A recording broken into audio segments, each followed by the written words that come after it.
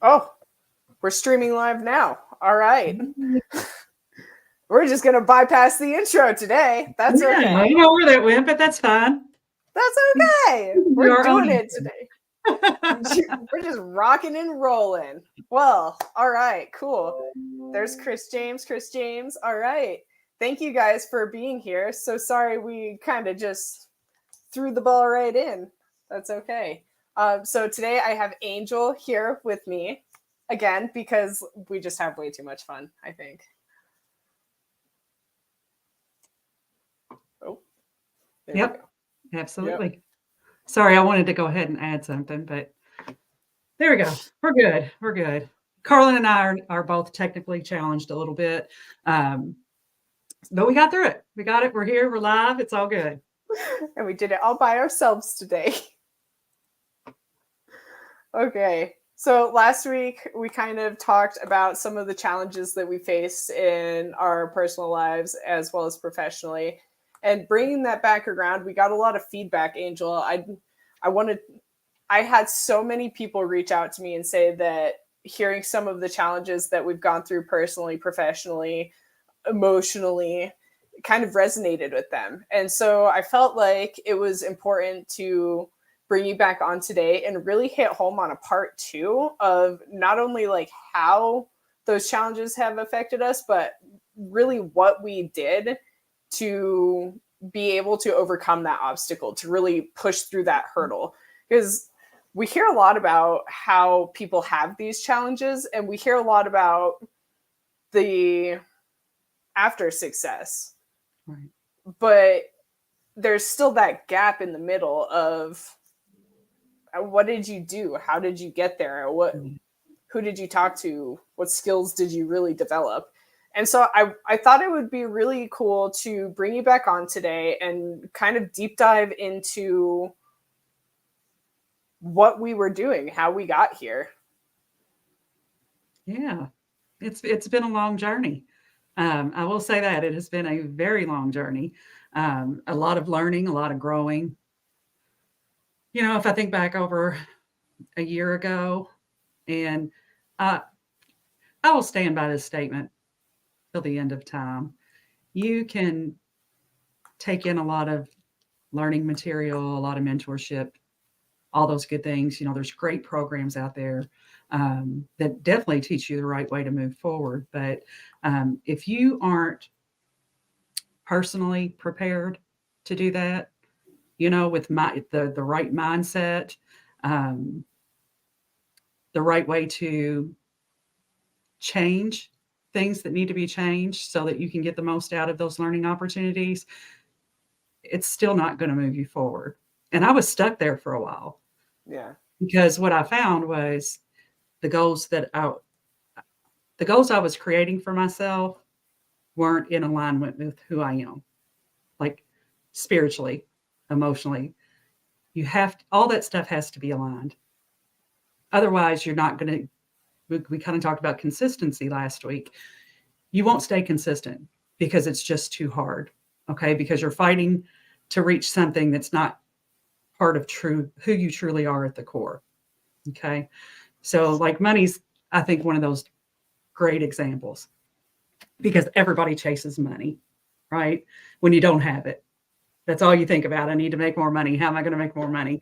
What can I do to make some more money? Right. But money is a byproduct of doing something that you love and that's aligned with you, spiritually, emotionally, business wise. It's a byproduct of those things, so you can't chase that. It will naturally come to you when you're aligned. So, again, just to circle back around to, sticking to that statement, you have to be aligned with your goals, true alignment at your core with your goals for things to start moving forward. And I was not at all, in any way, shape, or form, aligned with my true core, a year or two ago. Yeah, I can say that I've done that where you kind of jump into something because that's the next thing that everybody's doing, and it doesn't really resonate. And so you're kind of, at least for me, I was pushing and pushing and pushing. It was like, okay, I'm going to force myself to be good at this because everybody needs to be able to fit it in. And I didn't realize the core of me, I'm really good at connecting people. I don't really identify as a connector. I don't put myself into that category specifically. But if you need to know someone, I know how to get that introduction made. And that's where I found that I really brought peace to myself, because I like we met in the elephant challenge, or part of it. And hi guys, part of what I was trying to do, and actually I was working on this with Miri specifically, was learning how to underwrite. And I myself, I'm very good with numbers, but I don't like numbers. Like it's not where I feel most satisfied. So I'm sitting there forcing myself to be good at underwriting, to be consistent with underwriting. And it just became so draining. And it felt like a chore. Like I felt like kind of like a 7th grader being forced to do laundry. if that terrible. makes sense. Yeah. Yeah. Like it felt pressured and forced. And until I got through that pressure, until I got through that point where it just dawned on me, I was like, this isn't what I'm happy doing. Can I do it? Yes. Do I enjoy doing it? Most certainly not. So it wasn't until I really circled back around and figured out I like helping people. Truly, truly. If you need help with something, I'm your girl. It just, that's where it was. That's definitely one of your superpowers, is helping people. I would have to agree with that 100%. And, I mean, that's something that you found along the way in the journey, right? Figuring out what you liked, what you didn't like, what aligned with you at your core. I didn't really come to the understanding of that until, a little later on. One of my initial goals was that I wanted to be consistent, just consistent. I wanted to put my focus on one thing. Jesse talks about this all the time, is, putting the blinders on and just focusing and being consistent in one area. And that's what I needed. I needed to be consistent, because the prior couple of years, I did wholesaling, acquisitions, all that stuff. And I was good at it. I mean, it wasn't anything I was failing in per se, but it's not really what I wanted to do. Right. Yeah. I could cold call till the cows came home, and it was great. Like I said, I wasn't bad at it. I just didn't enjoy it. That's not really what I enjoy doing. So when I had the opportunity to become a TC, I saw that really for me as an opportunity to find some structure. Okay. Because paperwork is very, just straightforward. This is what you've got to do every day. It's very consistent in itself. That's what I needed. And, I went into that, and it was very honest with Chris when I went into it. I didn't just want to be a TC, but I knew that that was a good spot for me. I know that I learn fast. I know that I'm organized. I know that I can pretty much absorb anything, so it just felt like a good spot for me to get really consistent and practice that consistency. And it did, every day, same time, every day, I was doing the same thing, learning the same, learning something new, being able to put it into action, because that's a misstep for a lot of people, is they take all this time learning things, but then you never take it and put it into action. Right. So why waste the time to learn it? If you're not going to learn it and put it into action, it just, it's like dried grass. It just goes to the wayside. So that particular position gave me the opportunity to do that. I was able to learn and put into action consistently, daily, every day I was able to do that. And, it's turned out to be a very, very rewarding piece of what I do in my business. And I love it. And it keeps me consistent, keeps me on track. But, that's not the only thing that I'm doing, right? So I have other things that I'm also working on, and learning to fold each one of those pieces of the puzzle into that structure and that consistency and that alignment. Okay, because along the way, when you do that, as you do start to implement other things into just your daily business, you start to really kind of you unlock what's for you and what's not for you, right? Because I've done, like I said, I've done a lot of things just in the not just in the real estate realm, but outside of that too, personal goals and things that I try to achieve. And you do learn when you're focused and you're consistent in doing it every day. After a certain amount of time, you're going to go, yeah, this is probably not for me. This doesn't really fit right in the box, right? This is not what I'm passionate about. This really doesn't align with my true end goals.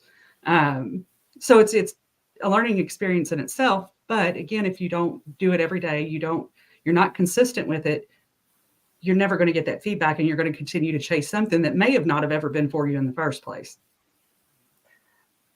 It sounds kind of silly, but as you were saying all of that, I was thinking of Tetris. That's what came into my mind. It's like each thing that is important to you. You've got like the T pieces, you've got the Z pieces, you've got the straight lines. And when something doesn't align with you, it's like turning one of those pieces the wrong way. Yes. And then now you have a gap and you can't build on it. You can't build on it. That's right. Because each line it drops and you're able to stack and see everything really come together. And when that piece is just a whole, it becomes a distraction almost. Yes. Like yes. You're trying to figure out how to fix that one line, and you stop focusing on building on top. And so that's kind of like the image I had in my head. The most fantastic example that I think anybody could have given, because that you just really put it like in a visual for me, what I just said. And that was fantastic, because you're right. that one gaping hole is going to suck all of your energy out of you, because you keep feeding something that doesn't fit. You're just like, oh no, how do I fix this line? And exactly. You're losing the game because now it's stacking up, and you can't. You and can't eventually what happens? Flow. Boom. It all comes crashing down because you didn't keep that focus on the things that you were aligned with. So yeah, I mean, that was probably one of my biggest takeaways from 2023 was learning what fits, what's in alignment, what's going to keep me in a building mode, because I do want to continue to grow and build, and then also being able to, take out anything that doesn't fit that alignment any longer. So I'm going to think about Tetris every time I talk about this now. That was really fantastic. Really fantastic. That's just what popped into my head, but I resonate with that so deeply, because 2023, while and this cracks me up, because every year someone says, oh, this is going to be the best year ever, and every year my response is, it's going to be the best year ever until next year.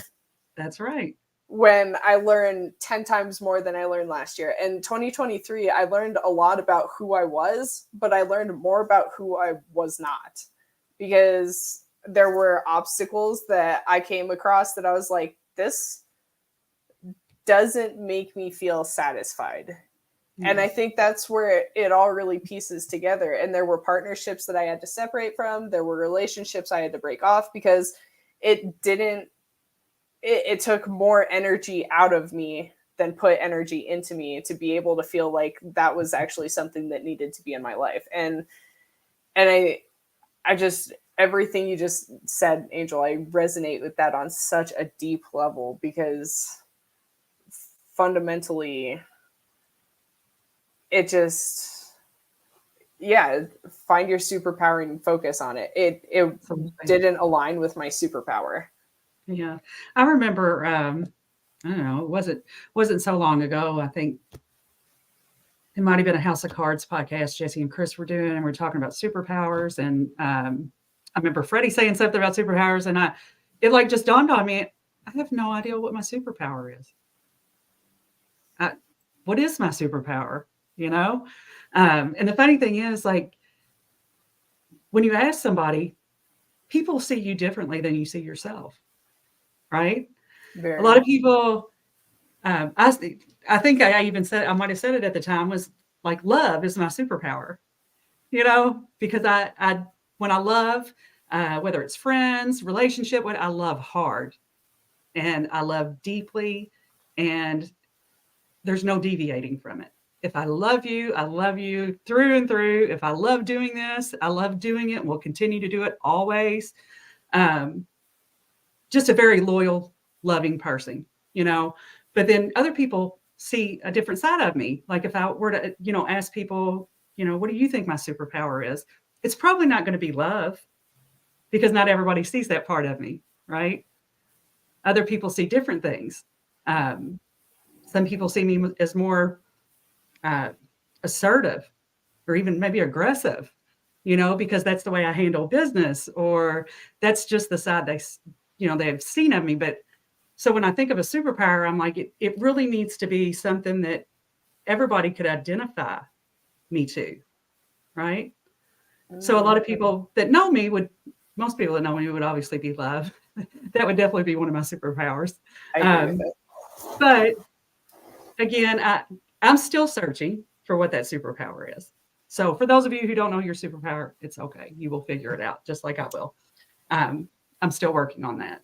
But like you, I've had, I kind of went through the list of things like, connector. I do connect with people very well, and I do connect people to people very well, but it's definitely not my superpower.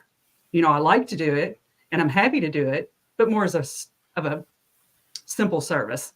Yeah. Oh yeah, this person would connect them, and sure, there's opportunity to make money off of it, but that's just not what I concentrate on. I just like to connect. Yeah. So, and of course, TC. So, TC is probably a superpower. It probably is. I love to do it, and it's very rewarding for me. I love my team, but I don't know if that's. I wouldn't box myself in as just as TC either, right? So I'm still on the superpower search, truly, to know what that is. So one of the ways that I found, I would say my superpower is just helping people. And the way I found that is I sat down one day. I was in this deep hole of woe is me. It was like I dug myself way down there. And I was sitting there and I was like, what am I good at? What do I actually, where do I fit into this? And so I started reflecting on the things I enjoyed doing growing up. And one of the things that I've always enjoyed is helping the homeless. Like I love it. I've got a friend named Vincent. He makes crosses. He blessed my baby when he was born. And it goes back to something I've enjoyed doing. And so I was digging deep and I was like, okay, so I've always enjoyed helping the homeless. I've always enjoyed, helping other people. And so I started writing these down, and the reoccurring word in all of that was help. And it just like dawned on me. I was sitting there, I was like, oh, I'm a helper. That's what I do. Don't understand how to do something? Let me help you. You need something done that you don't know how to do? Let me help you. Let me figure it out for you. And that was just like, it was this light bulb moment. Like Thomas Edison would have been so proud. Bing. Love that. And Larry, you're definitely a storyteller. Great stories. It's really funny though, because that's something that's one thing that I'm trying to practice on, Larry. And, I know most of you guys heard me say it last week. I'm not normally a sharer. Like, I like to share my knowledge, but like personal stuff, I'm just not a sharer. I've just never really been that way. So, and I think about it and I'm like, God, I have so many years of tough times, tough situations, obstacles I've overcome, challenges, and I just don't know how to share that. I've got to learn to be a better storyteller because I have tons of stories that could help people, but I haven't quite figured out yet how to formulate them to get them out. So we might have to talk, Larry. You might have to help me out my storytelling game. But I want to do that. I do want to share. I think I have a lot of, especially with women. I think I have a lot of stories that would definitely resonate and could help them overcome challenges that they, are facing or have faced. So that's something in 2024 that I'm definitely working toward, is to be a better storyteller, to share that knowledge that I have gained over the years. I think that is a fundamental part of being able to get through. Love you too, Larry. Oh, Larry. I think it's a fundamental part, asking for help, learning how to leverage the people around you, because we've built this society almost where, and it's crazy because I didn't realize it until I got into real estate, that it is very, very okay and very encouraged to ask for help. And you don't really hear that through most communities. Like, you don't, Yeah. like think of high school. Oh, you're going to take a test. Put these little dumb folders around you so you can't see the person next to you. Isolate yourself so you can't get the help you need if you don't know something. And so we grow up in this little isolation box. And it's not until we go older that someone's like, why didn't you just ask for help? I know how to do that. Right. Let me show you. And so I think that's something that is highly underrated and definitely not encouraged enough, is just leveraging the people around you to be able to push yourself a little bit further. Yeah. And I still really struggle with that piece. I grew up in a time when it was, life's not fair, suck it up, soldier, figure it out, don't ask questions, just do what you're told.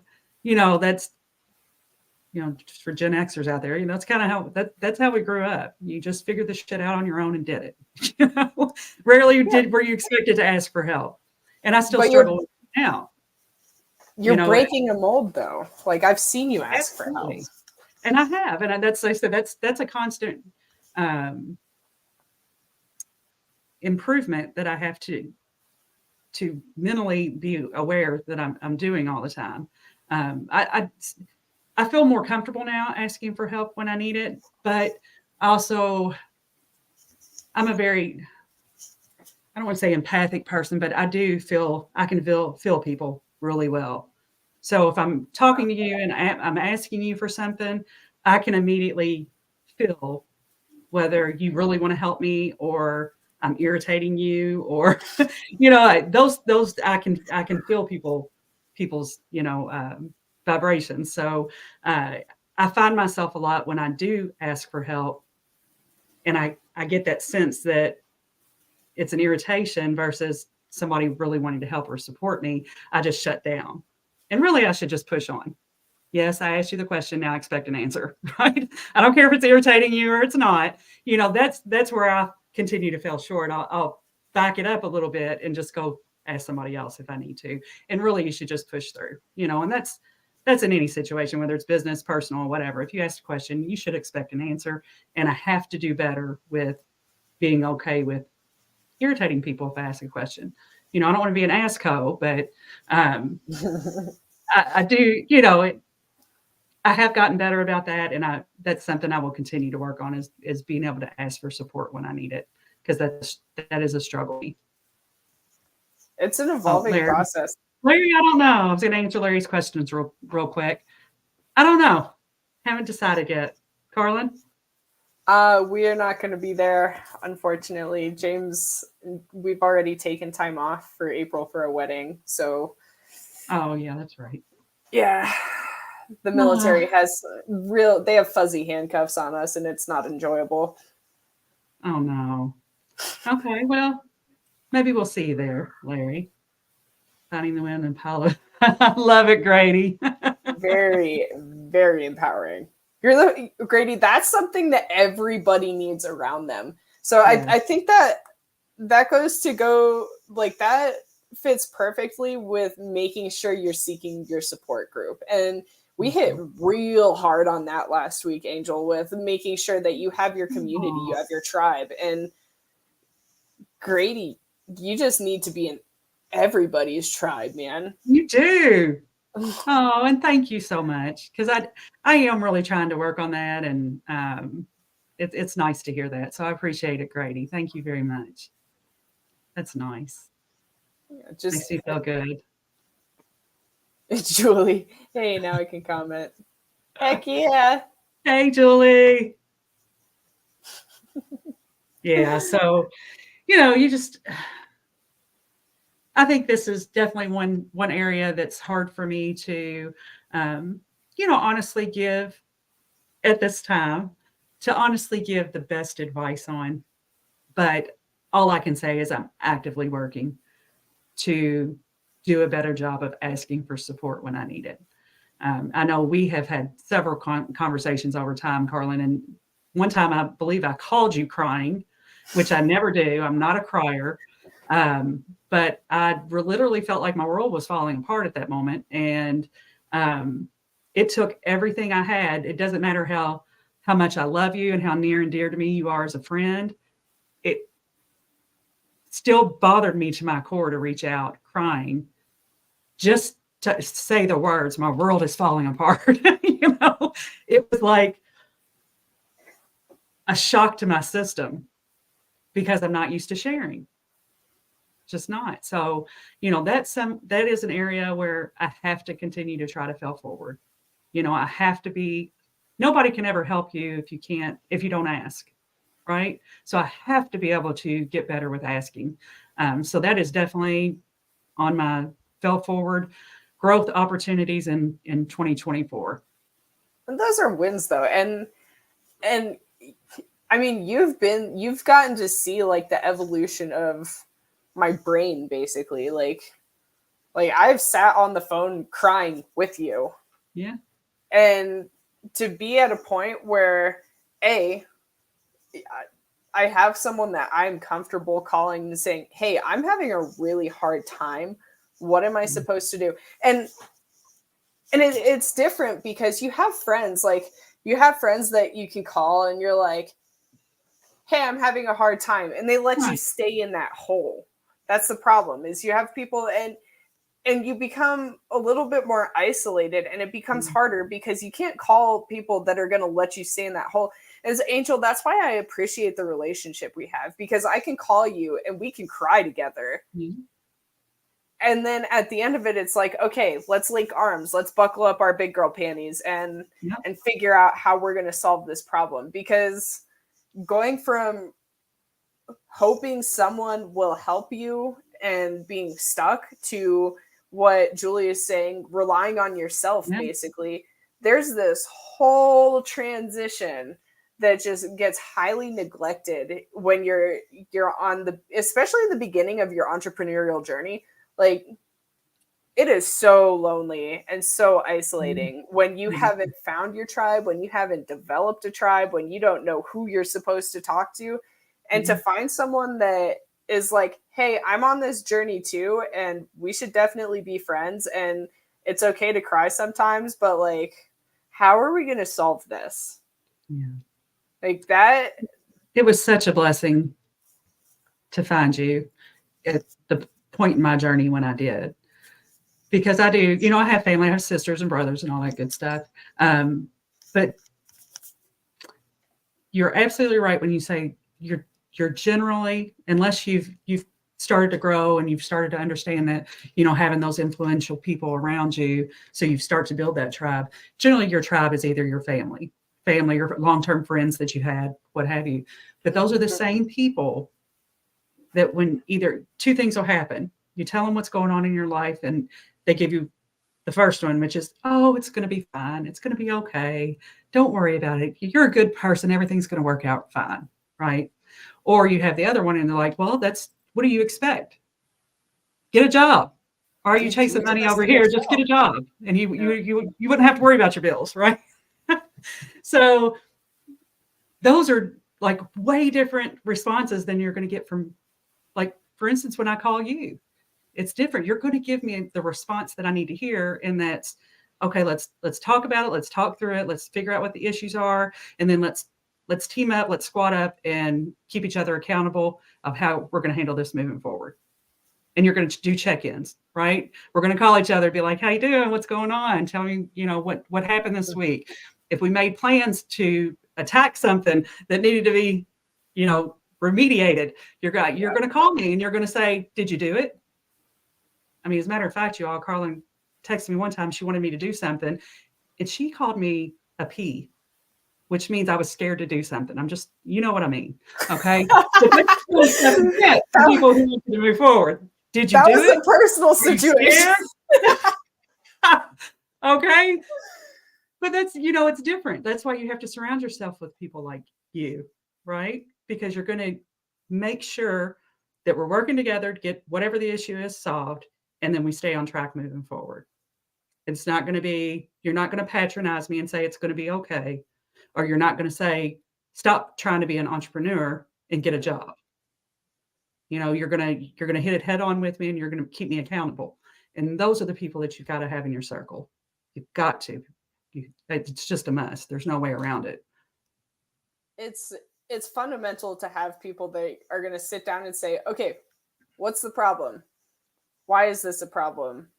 What are your plans to resolve this problem? How are we going to set goals to change this? How are we going to create an actual plan to make sure you're moving forward? And I think that's where a lot of the disconnect is it's like, oh, you're having a hard day. I'm so sorry. That's so hard. When it's okay to have tough love. I'm not saying go call your friends a P, but we can do that though, Carlin. We can do that. It's a whole different situation. But being like, okay, Angel, I hear you. I resonate and I understand why you're feeling this way. I personally have felt this way too. Mm-hmm. How are we going to move forward on this? Yeah. How are we going to set goals? How are we going to create some expectations so this issue gets resolved?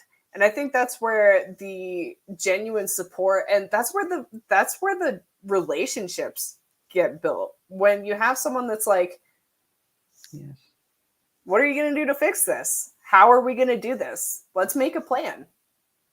Absolutely. It makes all the difference. It makes all the difference. And Julie, you're so right.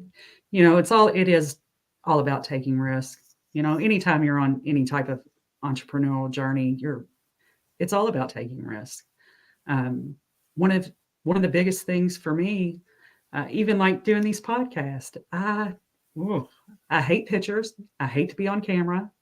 And just the fact now that I can sit here and have this conversation comfortably with you, make goofy faces and do, whatever, that's miles away from where I was a year ago.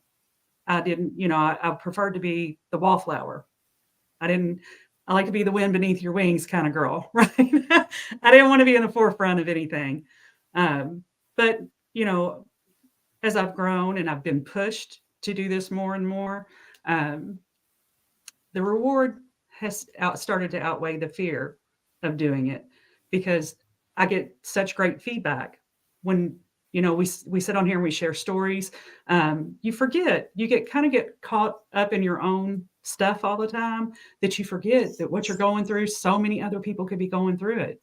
And if you're not sharing how maybe you've overcome that challenge, you're cheating people out of that. So I'm thankful that I've had the opportunity to do these and to grow and to feel a little more comfortable in front of a camera because, I can think back to times when I watched somebody else do it and how much something resonated with me or how much learning I could just pull in from what somebody was saying. Like, I've been there. Oh my God, you're talking right to me. This is it. Oh my God, I've been there, and I hope that, as we do these and we move forward and talk about different things, that we also are going to be able to provide that moment to somebody when they go, damn, this is exactly what I'm going through. And hey, that's a great way to try to move forward.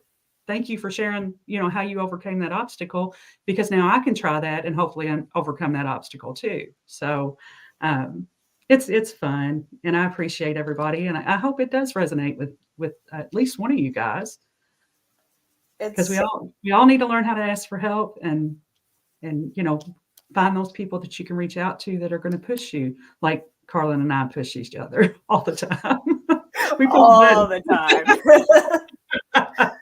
It's just it's encouraging someone to be uncomfortable. And I personally have found joy in being uncomfortable. Like something that made me nervous and scared and anxious and like almost to the point of nauseous. Yes. Like the first time when Jesse and I started TGIF, I cannot tell you how fast, like I was sweating. I was like, okay, keep my arms down. Like, don't lift my arms up. This is embarrassing.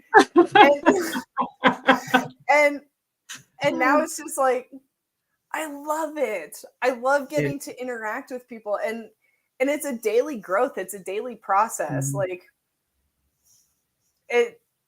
it's not something that you're just like, oh, I did it once and everything's great. Like that anxious feeling, that little knot in my stomach, that was there for a good 2 or 3 months. But having people like Miri and Larry and Jeff and Grady and Julie and Pansy and all these fabulous people that are there like cheering you on, you don't realize how many cheerleaders you have until you actually get to embrace that. Mm-hmm. And oh man, dude, I love doing podcasts now. I love being able to be on here with you. I love being able to see all your lives in revolt. Like it's been such a transformational process. And I'm still working on it. I mean, I'm much more comfortable than I used to be, but it still hits me sometimes. Little bit of nerves, but that's good. And I have definitely learned to embrace the uncomfortable. That's a hard one. You guys. And to do that on a daily basis, not just every now and then when something pops up that you kind of don't want to do because you never did it before, but when you're placed daily in a position of not being comfortable, you learn to adapt really quick. And over this last year, daily, I was put in a position where something or someone made me feel uncomfortable. And I don't mean that always in a bad way. Just it may have been a moment of fear that came over me, or thinking that maybe I couldn't do something when I know I can. I can do anything, right? All of us, we can all do anything. But you have those moments of doubt, doubt, fear, all those things. So over time, if you're being put in that position, in that uncomfortable spot every day, it almost, not that it doesn't become uncomfortable, because you're always going to have that level of uncomfort when you're doing something new or doing something that you just have to do to push to the next level. It just becomes easier, and you're more accepting of it. You're like, okay, don't want to do it, but I'm going to do it, and we're just going to get through. We're going to go through it and get to the other side, right? So, because that's all it is fear or doubt, or all those ugly things that you tell yourself. So if you can just find one uncomfortable thing every day to push through, it starts to get a whole lot easier. So much easier. So I learned how to drive on a standard. Okay. I swear I have somewhere I'm going with this. And I remember my first car was a 1993 Toyota pickup, bench seat. And I remember very specifically stalling this truck at an intersection were you on a hill? Yes. I did that too. And I remember sitting there and my dad was cracking up. And I'm like crying, I'm sweating. The light has gone through 3 different cycles. There's a line of people behind me honking, flipping me off, yelling. Mm-hmm. And I'm sitting there crying in the truck, just mortified. And I looked at my dad, and I just remember going, Dad, please, please trade spots with me. Please trade spots with me. And he looked at me and he's like, Carlin, you're not going to learn how to do it until you try again. And I was just like,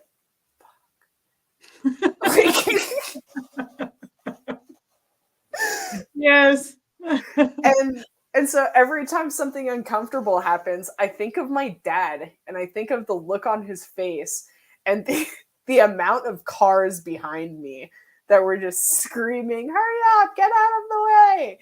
And it just, I never realized how important that moment was in my life until I got into entrepreneurship. And I just imagined, hurry up, get out of the way. Where's the underwriting for this? How come this doesn't have a T12? And it's just that little extra boost because it's like, this is important. I have to learn. I have to push myself. This makes me so uncomfortable. And I'm pissing off so many people just sitting here.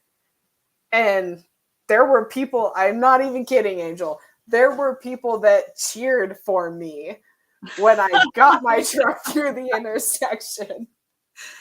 It's so funny that you share that story because I had the same thing when I first learned how to drive. I learned how to drive a stick, of course.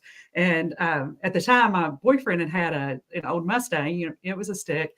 And so anyway, he was going to let me. I just got my license, and he was like, "Okay, you can drop us guys off wherever, and you and the girls can take my car and go out." And brave man. You know, nice Mustang, you know, and so I was feeling myself driving this Mustang, right? And then we get onto a hill, come to a light, but it's at an angle, right? So it's up. So I'm the first one in this long line of cars behind me, and knowing that this person behind me just kept creeping up on my bumper. And I'm like, as soon as I let off this clutch, it's over. And I'm going to wreck this beautiful Mustang. And look like an idiot, right? So it's like that moment when you just gotta put it on and focus. And I did it. I mean, I came off the hill, did it perfect, but it reminded me of that because I'm like, oh my God, that moment when you're like, it's kind of do or die, right? So uncomfortable. It's do or die, but you learn how to push through, you know, and hopefully you come out successful. But push through and push the gas is what I learned. Yeah. That is so funny. Drop the clutch, throw the gas, just go. I'd still take a stick over automatic any day. Any day. I drive an automatic now, and it's not satisfying. Like, doesn't hit the same. I have a Buick LaCrosse, and it's actually both. You can drive it as manual or stick. And so my son, when he was teaching him how to drive, he was like, you know, what is this button right here? And I was like, oh, if you want to try to learn how to manual shift, I can show you how to do that. And I hadn't really used it before. So I was like, oh my God, how easy is this? I mean, you don't have to do anything with the third pedal anymore. You just push a little button, you know, you hit those right RPMs and push it and it goes right into the next gear. And I'm like, never mind. It's not even worth showing you. Just stick to the automatic. It's no fun if there's a third pedal. When you can drive a car that's a stick, eat, drink, honk the horn, wave at people out the window, all while you're trying to shift gears and do everything else, then you're a real driver. That's my opinion. I'm just gonna sidetrack on this one real quick. My brother and I got so good at driving together. I won't tell you what activities we were doing to be able to develop this skill, but I'd go, okay, you got the wheel? Yep. Clutch. And he would shift for me. Yes. Like that's, but you have to develop the confidence to get to that point. Yes. Like life is like learning how to drive a manual. Absolutely. It's going to suck a lot for a little bit until you learn how to do the things. And then as soon as you figure out how, like where the clutch is, how to shift at the right point, it's all easy sailing from there. And then at that point you can have your friends learning how to drive your car too. That's right. So yeah, it's you got to learn how how to be okay with the uncomfortable. And it's hard. I'm not going to say it's not. It's hard. But you got to do it. Funny answer. You're right, Julie. It is funny. Yeah, Yeah. absolutely, Terry. Nike said it best. Julie, ride that clutch. Yeah, Julie, I don't know if you heard my story, but I had a Honda Civic that didn't start with the key. And I actually learned how to drop the clutch by parking on hills. Yep. I could drop it reverse, forward, anything. All I needed was like a 2-degree decline. Way good.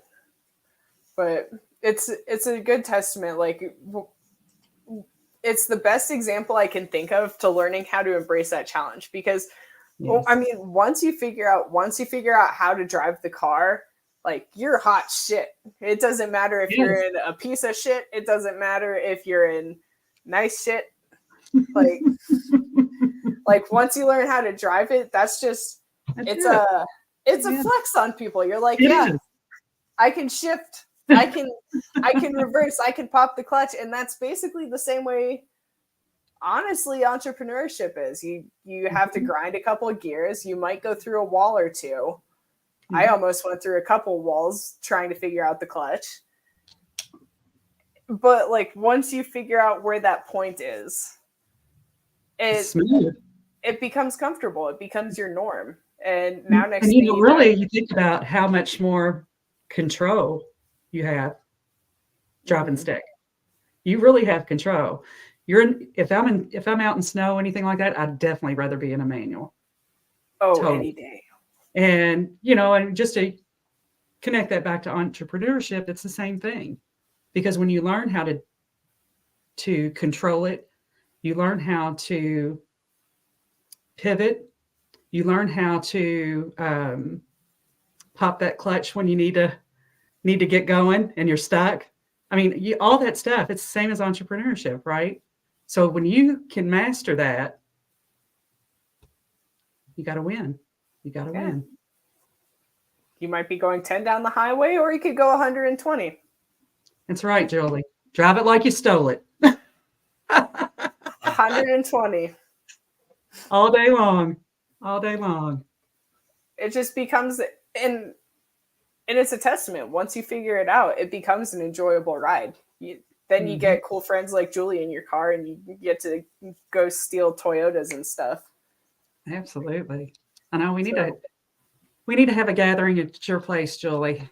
Gorgeous, and all the women need to go and drink a lot of wine and arts and crafts. Arts and crafts. Arts and crafts. We definitely have to do that. So yeah. Man. I think there are I don't know. There are just so many advantages that come from surrounding yourself with people who truly support you, who truly want to see you do your best and will help you. They will not let you fail. And they're there when you do need that push, when you just need clarity. Those people are going to do that for you. And so I just can't express it enough how important it is to really take stock in the people that are around you, because those are the people that are going to get you to your next level. And if they're not, I think I said it last week, you might consider a strategic change out of the people in your life. It's when your friends become when they start peer pressuring you into good things, that's when you know you have the right friends. Like I can say, you, Jesse, my husband, James Ziegler, Chris, you guys are all going to peer pressure me into doing something better for myself. Absolutely. Well, we have to keep pushing you. I mean, it's part of our job, Carlin. We have to keep pushing you. That's, how are you ever going to get better? How are we ever going to get better? I'm pretty sure it's in the SOPs. Absolutely. Right. In the Yes, job description, it says make your friends better. yes. So, Angel, Well, thank and from you. that, we luckily have I think everything does happen for a reason. And sometimes you're blessed in a way to represent to others, and we have we're lucky we have a platform to talk about this stuff. A lot of people don't. And I don't take that lightly. If I can't come on and bring you value, then, you need to replace me with somebody who can. Simple as that. That's if that is our goal is to bring value to people, to bring growth, learning, and we're not showing up and doing that, then you sometimes you got to change things out. Oh man, Can't wait, Julie. Can't wait. Yes, we do need to do it. we will Absolutely. do it. It'll be arts and crafts all day. I kind of like the wine. Look, I don't really like wine, but you know where I'm going with it. We can arts and crafts too, but I'm kind of pushing toward the wine. Arts and crafts is fun with wine. Okay. As long as we're going to pair them together. No, they have to be paired. It's like cheese. Like you have to. Actually, let's bring the cheese too. Aww. Thanks, Paula. Thank you, Paula. I do appreciate that. I mean, I genuinely appreciate that because that's the goal. And like I said, if we're not doing it, we're not. So I appreciate you saying we are. That makes me feel great. All right. So you want to bring it home, Carlin? Yeah, guys, all this to say, if you found value out of this, please go onto the Facebook page and post that you're looking for your tribe. Find a couple people that are going to become lifelong friends, honestly. People that are going to push you and encourage you and start building a relationship. Because business is no fun if it's strictly business. It's way more fun when you're doing it with someone who's there to push you every day and hold you accountable and tell you and teach you how to be better. Yeah. So go post on the page, find your tribe, guys, and thank you so much. Gotta go. I need to start a podcast about nothing. Do it. We'll come hang out with you. So Thank you guys. Thank you all. Thank you, Julie, for being here. Paula, Larry is gone, but thank you for Larry being here. Thank you guys all for just continuously showing up and being a support system. And I really, really hope that you guys found some value in this. And book clubs tonight. So if you want to find some people who like reading books, we'll be getting together at 8 p.m. Eastern time because no one speaks Mountain Standard. Perfect. All right, you guys have a great week. And again, make sure you're posting, try to find your tribe because they're the most important piece of your support system. Period. Just period. So good luck. If you need any help, just let us know.